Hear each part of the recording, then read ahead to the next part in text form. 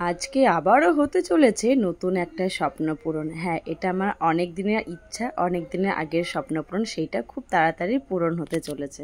আশা করি তোমরা টাইটেল এবং আমার থাম্বনেল দেখে তোমরা অবশ্যই এতক্ষণে বুঝে গেছো। দুঃখের বিষয়, কত আশা করে এক্সাইটেড করে আসলে আমি বেশি আশা করতে নেই। যাই হোক, স্পেশাল গেস্টকে নিয়ে এসেছি কলকাতা থেকে। ঘড়ির কাঁটায় যখন দুপুর 1টা বাজে, ভর দুপুরে আমি আর আমার বর বেরিয়ে পড়েছি। আর হ্যাঁ, কোথায় বেরিয়ে পড়েছি এতক্ষণ তোমরা নিশ্চয়ই বুঝে গেছো আমার টাইটেল এবং থাম্বনেল দেখে। এতদিন যেটা ফোনে দেখতাম এত ভাইরাল একটা জায়গায়, সেই জায়গাটা আমরা যেতে চলেছি। সেটা হলো কোথায়, গেস করো, রানী জুয়েলার্স। রানাঘাটের এই রানী জুয়েলার্স আশা করি তোমরা সবাই চেনো, এমন কেউ নেই যে চেনে না রানী জুয়েলার্স। সেইখানে আমি আর আমার বর ভর দুপুরে বেরিয়ে পড়েছি আজকে রানী জুয়েলার্সের কিছু কেনার জন্য। এই হচ্ছে আমাদের বাড়ির কাছ থেকে লোকেশন। আর আমি না শ্বশুরবাড়িটা রাস্তাটা না ভুলে যাই মাঝে মাঝে। আমার চিহ্ন করে রেখেছি এই যে এইটা শান্তিপুর রোডের, এই যে এই ব্যানারটা দেখে আমি চিহ্ন করে রেখেছি যে এইটা হচ্ছে কিনা শান্তিপুর রোডের দিকে এই রাস্তাটা। শ্বশুরবাড়ির চিহ্ন করার উপায় এটা। আর ওই যে আরো অনেক ব্যানার আরো রয়েছে। এই যে দাঁড়াও,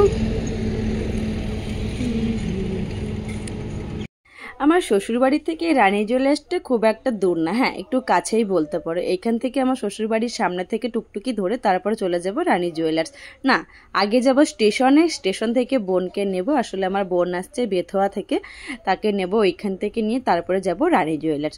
তো ফাইনালি বোন আমাকে ফোন করেছে যে কোথায় আছি, কত দূর আছি, এটাই জানার জন্য। যেহেতু বোন বেথুয়া থেকে আসছে, ওকে আমি আসতেই বলেছিলাম যে রানী জুয়েলার্স যাব, চল একটু কালেকশনগুলো দেখবো, কেমন কালেকশন, একটু ইচ্ছাটাও পূরণ করব। আর হ্যাঁ, তোমাদের কিন্তু এতক্ষণ বলাই হলো না আমি কি নেব। আসলে আমার ইচ্ছাটা অনেক দিনে, সেটা তোমাদের পরে দেখাচ্ছি। আর এটা হচ্ছে কিনা আমাদের বাড়ির কাছে যে রাস্তাটা রয়েছে, এটা বাড়ির কাছে যে ড্রিম প্লেস যে লজটা দেখলে, ওটা হচ্ছে কিনা আমাদের বাড়ির পাশের লজ। আর হ্যাঁ, এই লজটা আমার বিয়ের সময় তখনও তৈরি হয়নি ঠিকঠাকভাবে, যার জন্য বিয়ের সময় এই লজটা নিতে পারিনি। আমার বিয়ের সময় লজ ভাড়া নেওয়া হয়েছিল ওই সন্ন্যাসী বাজারের কাছে, সেটা হচ্ছে কিনা রামনগর বলে একটা জায়গায়। এটা হলো আমাদের রানাঘাটের স্টেশনের কাছে বাজারটা। আসলে বিয়ে হয়েছে 2 বছর হয়ে গেল, কিন্তু এখনো পর্যন্ত ঠিকঠাক রানাঘাটটা চিনতে পারলাম না। ওই যে না থাকার কারণে রানাঘাটটা এখনো ঠিকঠাক চিনে উঠতে পারিনি, যে কোথা দিয়ে যাই কোথা দিয়ে আসি সবই আমার মাথার ওপর দিয়ে যায়। এখনো পর্যন্ত ঠিকঠাক লোকেশনটা বুঝতেই পারি না। আচ্ছা বলো তো, রানাঘাট তোমাদের কাদের কাদের ভালো লাগে? আমার তো ভীষণ ভালো লাগে। কিন্তু হ্যাঁ, রানাঘাটটা আমার ঘুরতে এখনো পর্যন্ত অনেক বাকি আছে। এইটা হচ্ছে রানাঘাটে 1 নম্বর স্টেশনের কাছে, প্ল্যাটফর্মের কাছে দাঁড়িয়েছিলাম এই ওভারব্রিজটার উপরে, কারণ ওই যে বোন আসছে, বোনকে আনার জন্য এখানে দাঁড়িয়ে আছি।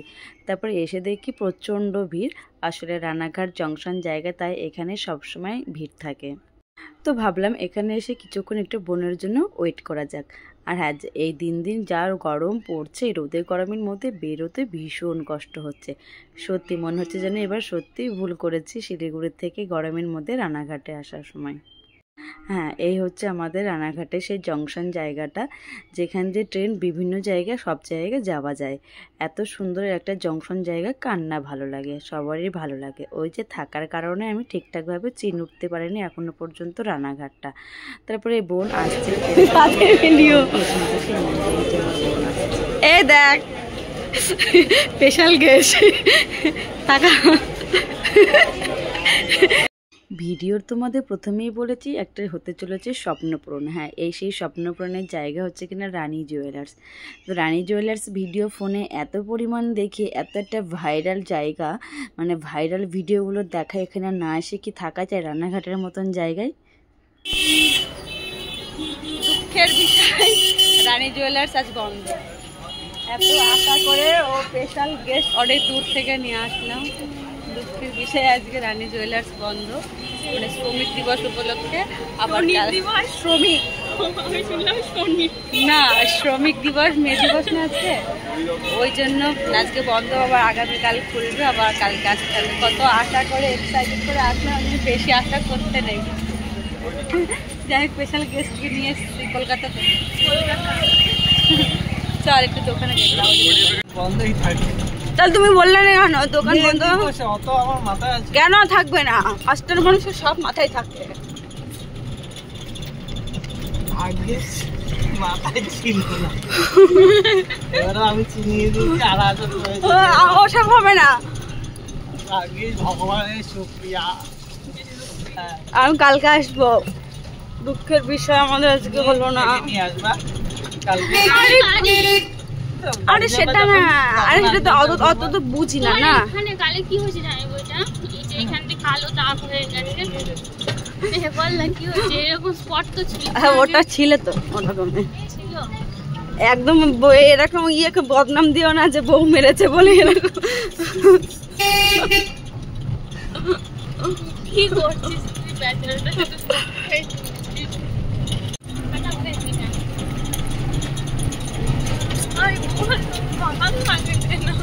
কত আশা